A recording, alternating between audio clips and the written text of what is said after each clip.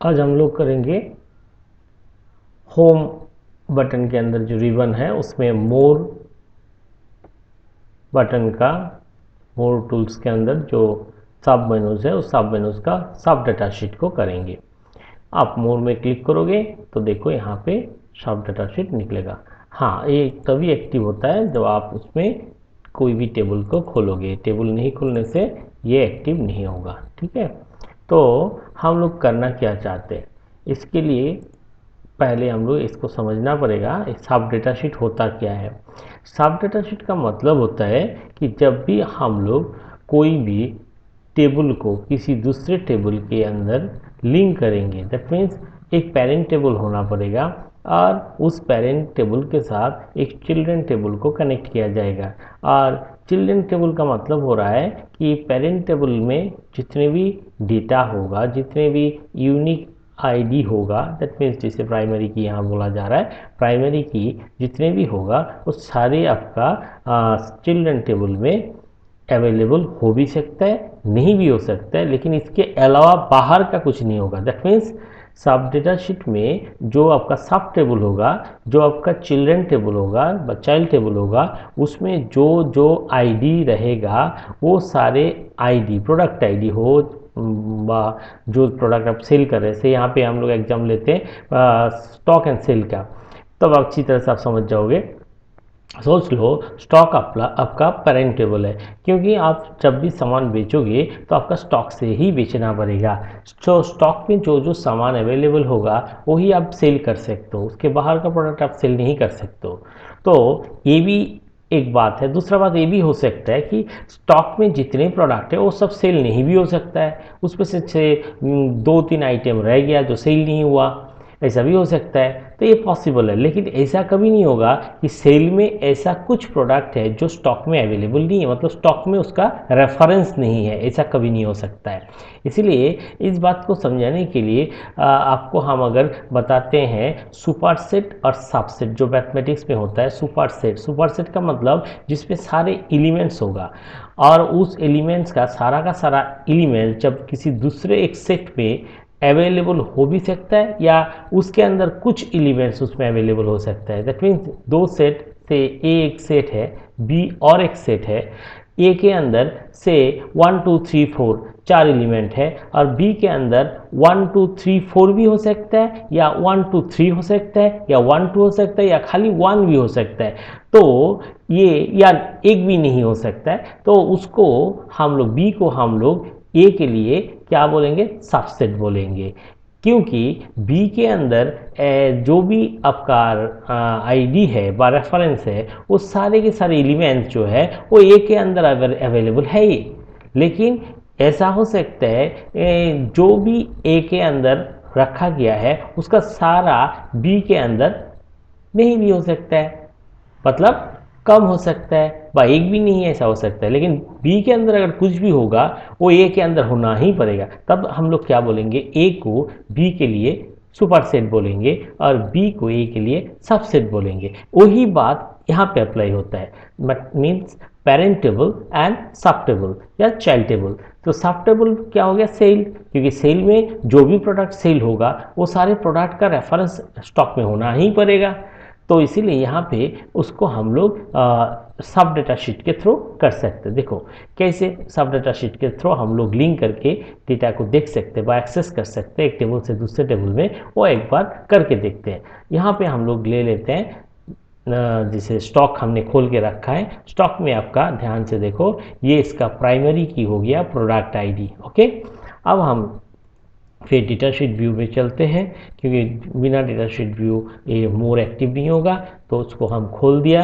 अब नेक्स्ट हम खोलते हैं यहाँ पे, इसमें रख के कर्सर यहाँ रख लेते हैं, फिर खोलते हैं हम मोर खोल के यहाँ देखो सब डेटा शीट पे आते हैं। अब सब डेटा शीट में जब भी आप जाओगे तो आप किसको कनेक्ट करोगे, सेल को कनेक्ट करोगे। यहाँ ऑलरेडी सेल बनाया हुआ है। अब एक बार देखना चाहते हो, आप देख सकते हो, ये देखो सेल और स्टॉक में देखो सिमिलरिटीज क्या हो गया। सेल में देखो सेम प्रोडक्ट P1 बार बार बेचा गया है, P1 ये एक बार सेल हुआ है, दूसरा बार यहाँ सेल हुआ है, P2 यहाँ एक बार सेल हुआ है, P2 और एक बार से यहाँ सेल हुआ है। इसका मतलब सेम प्रोडक्ट सेल में बार बार सेल हो ही सकता है। इसीलिए सेल में प्रोडक्ट आईडी प्राइमरी की नहीं है, मतलब प्रोडक्ट आईडी यूनिक की नहीं है। तो यहाँ कौन सा हो गया प्राइमरी की? Invoice ID. इनवॉइस आईडी कभी रिपीट नहीं होगा, ये हम लोग आगे भी पिछले क्लासों में डिस्कस किए थे। तो सेल में जो भी यहाँ पे हम लोगों का आईडी है, प्रोडक्ट आईडी बोल के जो भी है, वो स्टॉक का प्राइमरी की प्रोडक्ट आईडी के साथ लिंक होगा, तभी हम लोगों का ये सब डाटा शीट वाला बात आ सकता है। तो यहाँ पे एक भी देखो ज़्यादा रिकॉर्ड नहीं है। अगर एक भी ज़्यादा रिकॉर्ड मतलब ज़्यादा इन द सेंस जो स्टॉक के अंदर जो जो यूनिक आईडी है उसको छोड़ के बाहर का, जैसे P1 P2 P3 P4 P5 है, P6 बोल के अगर कोई सेल में कोई लिख देगा तो गलत हो जाएगा, तो क्योंकि उसका रेफरेंस कहाँ नहीं है? स्टॉक में नहीं है। तो सेल में खाली लिख देने से नहीं होगा, तब वो हम लोग का जो रूल है वो रूल को ओवर रूल करेगा, वो नहीं हो सकता है। तो चलो एक बार करके देखते हैं। तो यहाँ हमने रख दिया कर्सर, अब मोर में चलते हैं, जाके हम सब डेटा शीट में गया, जाके सब डेटा शीट में क्लिक किया, क्लिक करके यहाँ पे देख लो कौन सा टेबल के साथ होगा। ये देखो सेल ले लिया। यहाँ ध्यान से देखो लिंक चाइल्ड फील्ड्स, ये लिंक चाइल्ड फील्ड्स किसका लिंक चाइल्ड फील्ड? ये सेल का लिंक चाइल्ड फील्ड से। और ये लिंक मास्टर फील्ड ये किसका है? ये नीचे वाला किसका है? ये हो गया आपका स्टॉक का। देखो ठीक है, आप इसको ओके हाँ, ऊपर में एक टेबल का हो रहा है, कोई क्वेरी रहेगा, क्वेरी की भी हो सकता है, बोथ टेबल एंड क्वेरी एक साथ यहाँ आ सकता है। ये पॉसिबल के टेबल के लिए भी है लिंक करना और क्वेरी के लिए भी है। ठीक है, ओके कर देते हैं। ओके कर देने के बाद ये देखो यहाँ प्लस प्लस प्लस आ गया ना, इसका मतलब यहाँ लिंक हो गया है। अब हम देखना चाहते हैं, जैसे P1 में यहाँ क्लिक कर दिया, कितने आया है? 2 और 3 आ गया है। और फिर यहाँ आ गया, ये देखो यहाँ पे 1 और 4 आ गया। फिर यहाँ पे क्लिक करते हैं, ये देखो 1 1 आ गया। फिर यहाँ क्लिक करते हैं, ये 6 आ गया। फिर यहाँ क्लिक करते हैं 5, देखा 5 का कोई नहीं आया क्योंकि P5 बेचा ही नहीं, P5 सेल नहीं हुआ, इसीलिए ये खाली दिखा रहा है। और P4 एक सेल हुआ, इसलिए टीवी एक बार ही सेल हुआ, एक बार दिखा रहा है। और ये इसका भी लैपटॉप भी एक बार सेल हुआ है, इसलिए एक बार। लेकिन आप देखो P2, ये देखो 2 बार, मतलब हम लोग जितना बार सेल करेंगे उसको हम लोगों को स्टॉक में, जब हम लोग सब डेटा शीट का लिंक करेंगे स्टॉक से ही देख पाएंगे।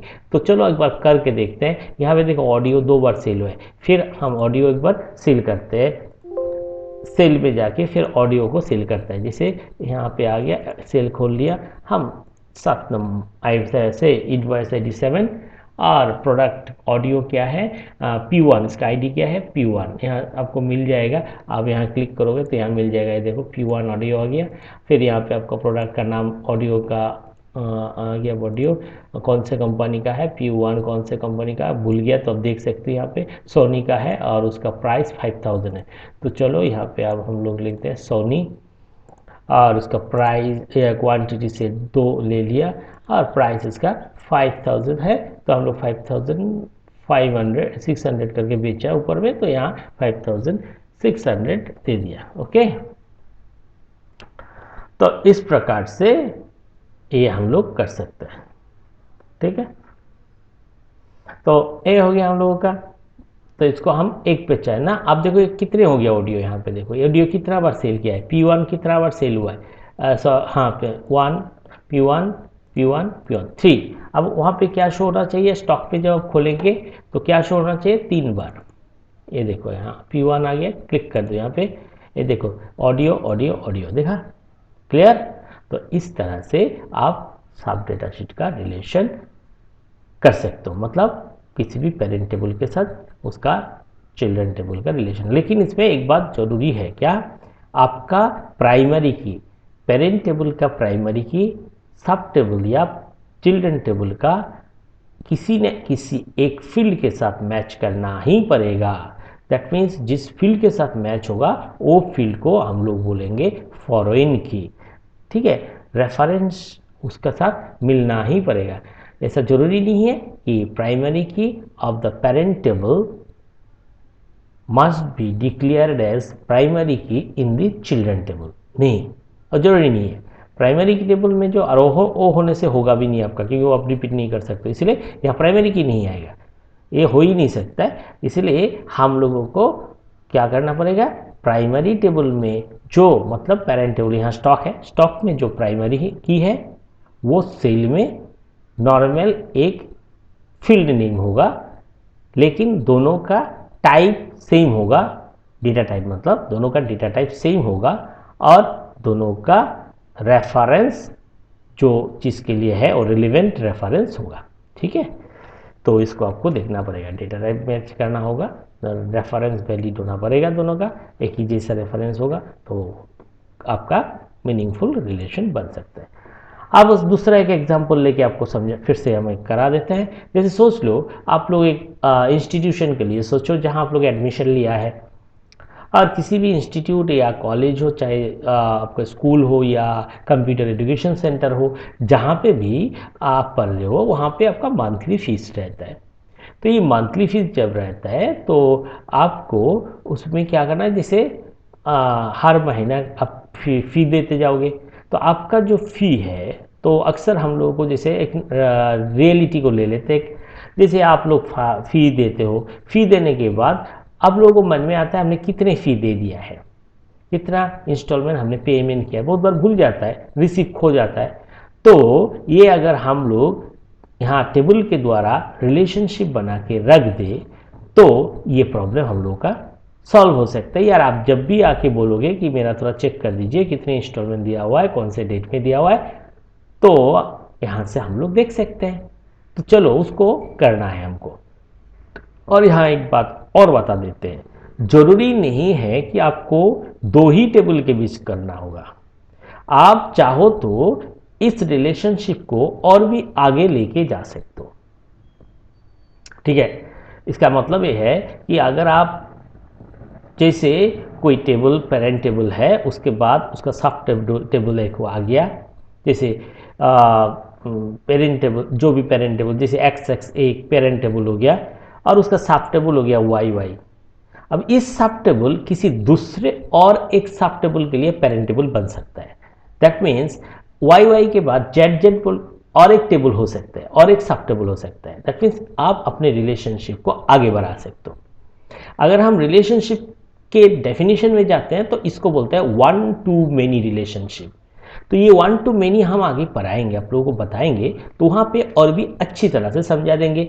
अभी फिलहाल सब डेटा शीट के साथ जितना समझ में आ रहा है उतना आप लोग समझ लो, आगे रिलेशनशिप जब करेंगे तो उसमें और भी डिटेल्स में होगा। जो हम एक बात आपको बता देते हैं, आप लोग कभी मत सोचना कि दो ही टेबल के बीच इसको लिमिटेशन देना होगा, मतलब एक प्राइमरी और एक सेकेंडरी, ऐसा नहीं है। आपका दो से ज़्यादा भी टेबल इसमें आ सकता है, क्योंकि आपका डेफिनेशन खाली ठीक रहना पड़ेगा, रूल खाली ठीक रहना पड़ेगा। क्या कि पेरेंट टेबल का जो प्राइमरी की है और उसका सब टेबल का फॉरेन की बनना पड़ेगा। मतलब कोई एक टेबल में, उस सेकेंडरी टेबल में और सब टेबल के अंदर कोई भी एक फील्ड पेरेंट टेबल मतलब जो प्राइमरी टेबल है उसका प्राइमरी की को सपोर्ट करना पड़ेगा, मतलब उसके साथ मैच करना पड़ेगा। और उस सब टेबल जो है, उस सब टेबल का जो प्राइमरी की होगा वो जाके आगे और एक किसी टेबल का फिर से फॉरेन की बनना पड़ेगा। तो फिर वहाँ पे जब एक कोई टेबल का फिल बन जाएगा तो ये सब टेबल फिर उसके आगे का जो सब टेबल है उसके साथ रिलेशन कर सकता है। तो इस तरह से वन टू मेनी आगे बढ़ सकता है। फिलहाल आप लोग ये छोटा सा एग्जाम्पल से समझ लो और एक हम करके दिखा रहे हैं उसको देख लो। जैसे हमने अभी जो थीम लिया है उसमें क्या है कि हम लोग कितनी इंस्टॉलमेंट दिया है, हर महीने कितने इंस्टॉलमेंट देते जा रहे हैं, तो हमको एक इसका हिसाब रखना है। मेन टेबल एक रहेगा, जैसे आपका स्टूडेंट्स का टेबल यहाँ ऑलरेडी बना हुआ है, या दो स्टूडेंट है, चलो एक बार दो स्टूडेंट लेके करते हैं। इसमें अनिमेश एंड रूपम दोनों का रोल नंबर है S001 S002। यहाँ प्राइमरी की रोल नंबर है, चेक कर लो एक बार। हाँ, इसका प्राइमरी की रोल नंबर है। ठीक है, और दूसरा टेबल अभी हमको बनाना होगा। स्टूडेंट्स को थोड़ा फॉलो करके बनाओ। क्या रोल नंबर हम लोगों को नया टेबल में चाहिएगा, यदि इंस्टॉलमेंट जब लेंगे तो उस स्टूडेंट का रोल नंबर जरूरी है, और उसके साथ नाम रखने से भी अच्छा होगा, समझ में आ जाएगा, आइडेंटिफिकेशन के लिए ईजी होता है। उसके बाद हम लोगों को कोर्स का नाम आप चाहो तो रख सकते हो, नहीं रखने से भी कोई दिक्कत नहीं है। कोर्स फी यहाँ तो दिखता ही जाएगा। और आगे का ना रखो कोई प्रॉब्लम नहीं है। तो हम लोग एटलीस्ट दो तो रखना ही पड़ेगा, रोल नंबर, इंस्टॉलमेंट के टेबल में roll number, student name, course भी रख सकते हो, चाहे हो तो, नहीं रखने से भी कोई प्रॉब्लम नहीं है। तो और एक डेट ऑफ इंस्टॉलमेंट और इंस्टॉलमेंट अमाउंट कितना दिया है वो जरूरी है, तो ये ले लेते हैं। नाम भी नहीं लोगे तो भी कोई दिक्कत नहीं है, चलो नाम नहीं लेते हैं।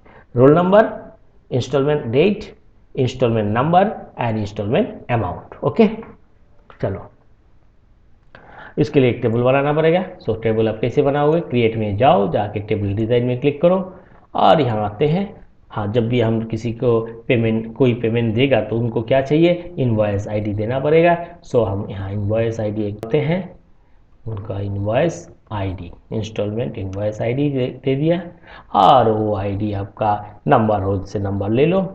हाँ, तो फिर उसके बाद आ जाओ इंस्टॉलमेंट आईडी के बाद आपका सॉरी इनवॉइस आईडी के बाद रोल नंबर, रोल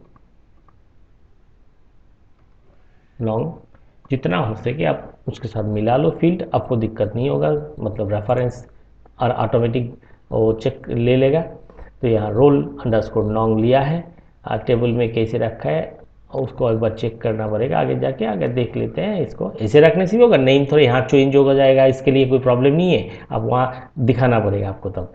तो आपको याद रखना पड़ेगा टेक्स्ट, रोल नंबर टेक्स्ट वहाँ एस दे के है इसलिए टेक्स्ट ही रखना पड़ेगा।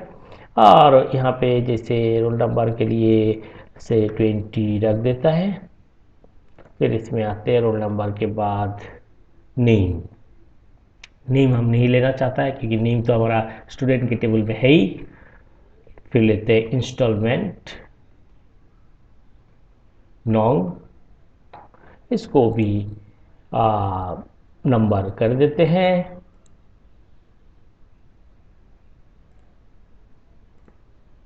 इन रखो ना रखो कोई बात नहीं, नहीं रखने से भी चलेगा, फिर भी रख देता है एक तो।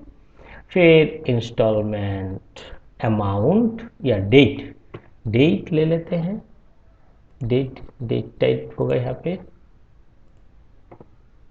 फिर इसमें आते हैं इंस्टॉलमेंट डेट के बाद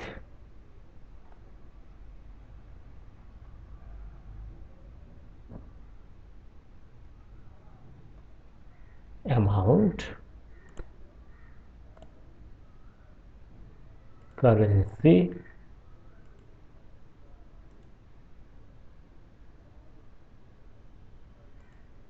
दे दिया। सो क्या क्या फील्ड लिया, invoice ID, roll number, installment नॉन्ग, इंस्टॉलमेंट डेट, इंस्टॉलमेंट अमाउंट। अब इंस्टॉलमेंट आईडी जो है उसको प्राइमरी की बना देते हैं, यहाँ पे बन गया। इसको नाम दे दो इंस्टॉलमेंट।